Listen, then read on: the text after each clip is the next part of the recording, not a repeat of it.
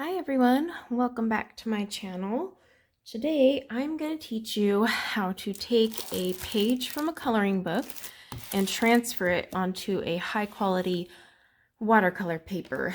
Now, could you scan and print it out on watercolor paper? Sure, but you probably are going to need one crazy printer because most printers cannot handle 140-pound 300 GSM, which is the standard for watercolor paper. Mine can't for sure. Even through the manual feed, it's not going to take this. So if you're like me and you have a printer that won't take that, you still have options. So you want to get the watercolor paper you want to use. I actually have a double-sided watercolor paper. So one side's a little harder or rougher and one side's a little smoother. I want to put it on the rougher side. Now, I'm going to be using Creative Haven's Country Scenes. Do you have to use this book? No. The reason I'm using this is because when I saw it, I thought instantly of watercolors because of how loose the drawings are. Like, see all of these? They're not very busy, very simple lines. This one, for example, it just screams like watercolor to me. So that was why I picked this book. Now you can do any book. It does take some time though, and that is the biggest thing. It's like you pick a busier page like this, you've got to be ready to sit down and trace for a while. Now, I think I'm going to do this one. So in this book, they have perforated edges. Now, let me see if I can get that out of there. Doesn't want to fold. If you don't have perforated edges or you can't tear the book out or the page out, say it's one of those books that, like a Hannah Carlson page or something, all you have to do is slide the watercolor paper behind it and your graphite paper. That's what this package is. I have like 200 sheets of graphite paper. So let's talk about graphite paper for a second. This is transfer paper. It's like the old school artist method of transferring images. Now, if you have a light box, you don't have to use this. You could just pop this image down with your watercolor paper on top, flip on the light box. One day I'll buy one, but I want one of those really fancy ones that aren't going to be cheap to purchase. So in the meantime, I'm gonna old school it. All right. So I've got my watercolor paper, I have my image, and now I've got my graphite paper. Now, this shiny side that looks more black, while this side is more, has a whiter, like a white finish, this is the graphite side. So this is what needs to be facing down. So we're gonna layer this onto the paper. Okay. So I'm gonna put the sheet down of graphite. Be very careful when you put it down that you do not accidentally move it or rub it, because any movement will leave some transfer. Yes, you can erase it. Very carefully, I'm going to put some washi tape at the top. Okay, now I'm going to take my image. I'm going to center that in everything here. And this is something you don't want to be moving around. So you definitely want to tape this down. So I'm going to tape it up here as well. Oops. I have nails, so sometimes my nails scratch against the graphite. It's so depressing. I'm going to have a line up there. So if you have nails, be extra cautious. Okay, now I'm going to tape it again also at the bottom. I really want to make sure this doesn't move. Now don't worry about tearing our pages. I have my heat tool standing by. And what I plan to do is just heat up the washi tape and it'll peel right off. Okay, so I'm not gonna trace the entire thing on here. Well, maybe I could. So when you're transferring it over, you need to think about what do you actually need in terms of an outline. Do I need all these water lines? Absolutely not. That's way too much. I definitely want the tree lines, but I'm actually going to do a little bit more of a looser interpretation of the tree lines and this little mountain line and all that. So what I like to do is you can use a dotting tool. In fact, my paper came with a dotting tool, but my graphite paper, but I like to use a mechanical pencil. And the reason for that is I want to see the lines, but I don't want to ruin this page. So if I ever want to color this actual page from the book, I can just go ahead and erase it. But I need something to remind myself what I've traced. So that's the big thing. Now, if you have a template that you've like printed out and you can throw away, that would be different. Okay, so you want to put impressions as little as possible on the graphite paper, and you don't have to press hard at all. So I'm going to work on our mountain line. On our mountain line up here as well. And I'm just kind of putting it in loose. I'm not too worried if I miss a few lines because obviously I know they're going to connect. Okay. Now trees, I'm going to start tracing in my trees. Again, try not to put your hands in the center of it. Now see, I'm kind of going sloppy here and just getting the general outline. That's because obviously I'm using watercolor. I'm not going to have these jagged little lines in my watercolor image. So I don't need to be as precise on that. And in fact, what I'm going to do is put my lead away and just have the tip less to erase later. I'm just going to kind of loosely go through and kind of just really carefully. Oops, my lead is running out, I think. Again, I'm using a light pressure. You can do a heavy pressure. Just remember, you'll have to erase those lines. Unless you like to leave the lines on your watercolor paper. I personally don't. So I'm just really loosely going through here and just kind of drawing the general gist, because obviously I'm going to do my own thing. And see, if even if I don't connect them all, it's not a big deal. Okay, I do want that tree design in there. I do want to connect those. Probably help if I was on the camera. So I'm just kind of drawing real loosely some of these tree lines. I do want that line there. I want the water line. Now I'm getting rid of these two sailboats. Nice thing is you can pick and choose what you want to keep in your image. Now these are going to look really ugly like when I pull this off because it's just like the general shape. But I'm going to create the shape using my watercolors. It's more fun that way. So this is more of just like an outline. Hey Corey, there's a tree there. And we'll get those lines. And then I definitely want the ground line in there. And right there it looks like we have a little bit of a shore. Let me see if I can. Okay, so I want these trees to show up as well. Just kind of want to know where the general vicinity of these trees are going. Okay. Now, I don't need all of these water lines, but I do need to mark where the shoreline is, which I think I have gotten. Okay, so we got the shoreline.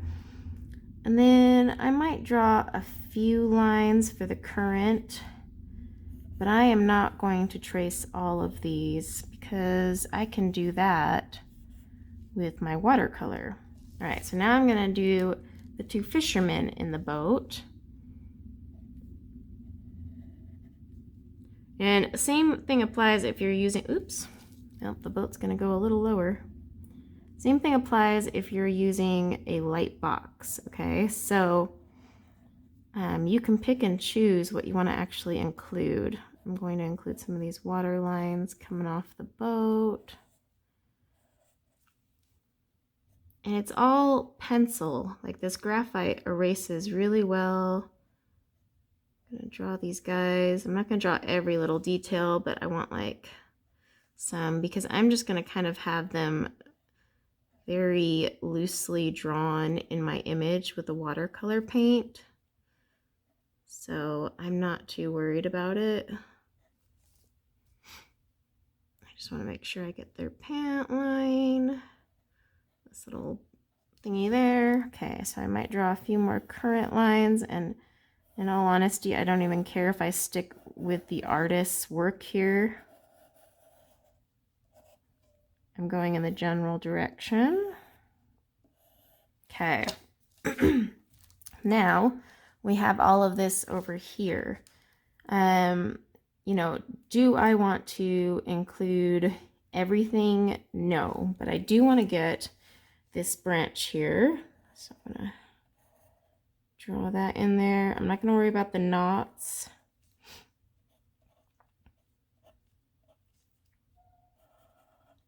Okay. I'm not gonna worry about too much of the detail, because again, these are things that we're going to cover with our watercolors. So there's just no point.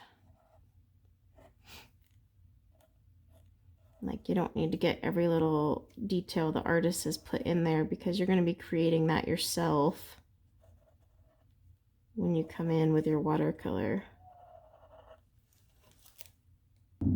Okay. Get that little branch in there.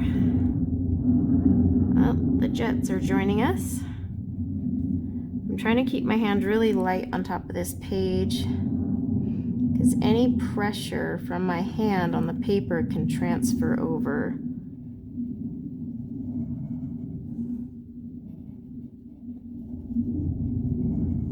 Okay. I want to get this little branch here.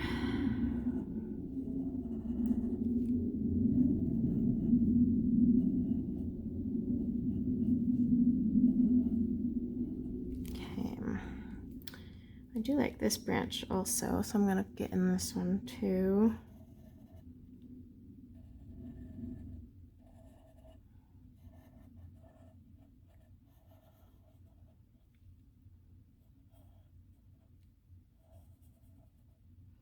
I'm just going to make it go straight though.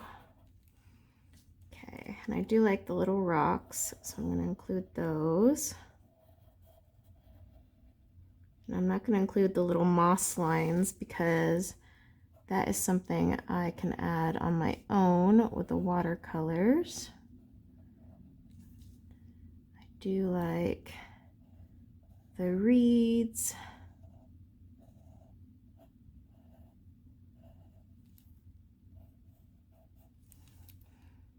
And I do like these water lines here coming around the rock.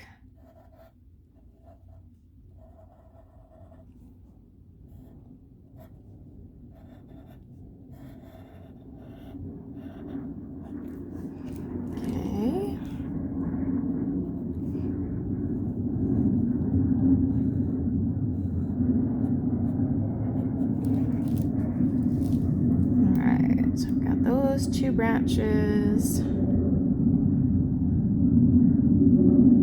Got our rock. Okay, so, oh goodness, jets. I'm just going to loosely trace a few of these reeds just to remind me kind of where I want some of my grass to go, but I'm going to add more manually with my watercolor. It's up to you how much you want to trace. Like, I know I'm going to add a lot of greenery up in here. I don't need to trace every little element. Oops. Let me see if I can get a new piece of lead out, because that one's way too short. Okay, now I'm going to trace this branch here. Okay. Now, is this gonna look super pretty when I'm done tracing? Absolutely not. The pretty part comes with the watercolor. This is more just of a beginning. this branch. And then you can always keep your image that you trace next to you. So say you want to add more detail, you can look at it and have it next to you, kind of like a reference photo in a way. But in this case, I'll be like, oh, okay, I want to add this, this, and this. And then I'm not going to add in these flowers. I don't want the flowers because I want this more fall. And I know I'm going to have all these little reeds coming through, okay? So we're going to peel her back and see what we've got. But first thing, oh, I missed these little branches. Not that it's a big deal. Okay, first thing you want to do is take your heat tool. I just use the Ranger one. We're going to heat up our washi tape so that it releases. Okay. Ooh.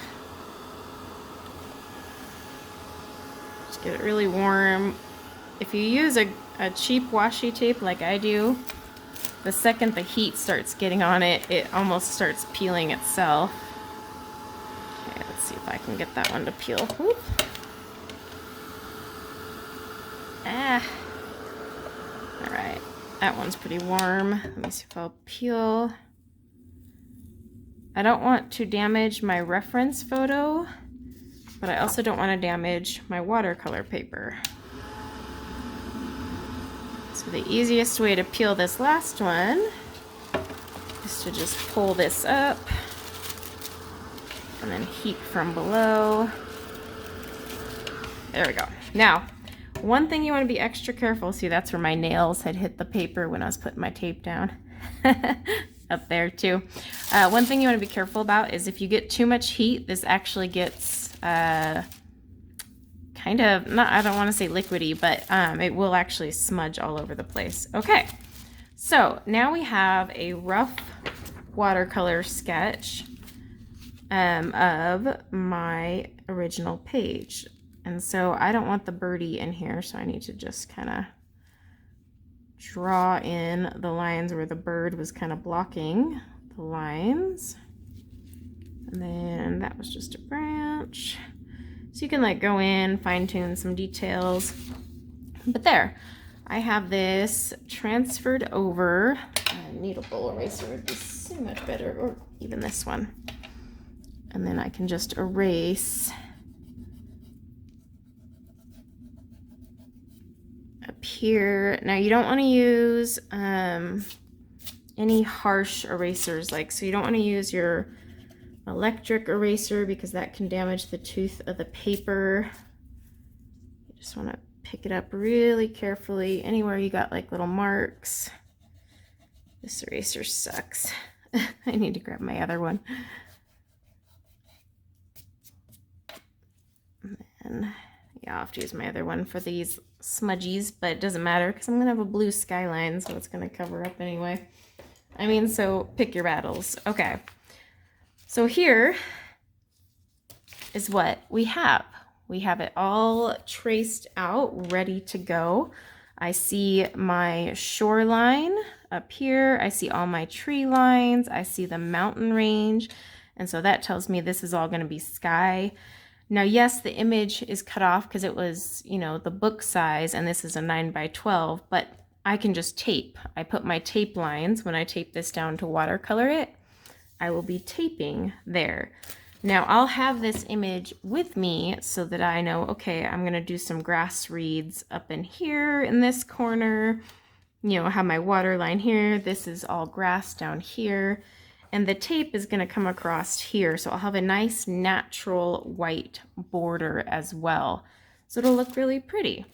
But yeah, that is how you take a coloring book page, whether you print a PDF or you have an actual book, and transfer it using graphite paper. I am going to color this bad boy using my Jane Davenports because we are on D is for November. And I've got 3 sets, plenty to work with. Hopefully. If not, I have some Derwent watercolor pencils that will play on this paper too, or Albrecht Dürer. See, I got options. But yep, I'm going to color this with my... And I might even do it on camera, depending on my mood. I really got to be in the mood to use watercolors on camera because it requires me to like set up, and you just got to be in the mood to do watercolor in general. It's not something you can do in bed. You have to like get everything set up and sit down, and it can be messy. Oh, and I have my Daniel Smith, but the one issue with Daniel Smith is it is a granulating watercolor. So if I were to combine that with like my Jane Davenports, I would have some colors that are granulating, others that are not. So most likely I'll just stick to the Jane Davenports on here.